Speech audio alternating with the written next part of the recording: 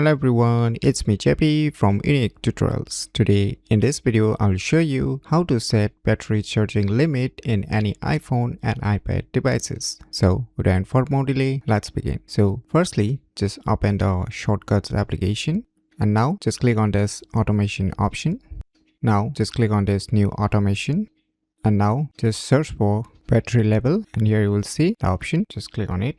Now here you can set different battery levels. So let me set it to 70% and you can select different options here. So I'll just set it to 70% and below you can see run after confirmations or run immediately. So let me select the run immediately. Now just click on this next. Now just select this show notifications and you can add a message here depending upon your needs and just click on this tick mark.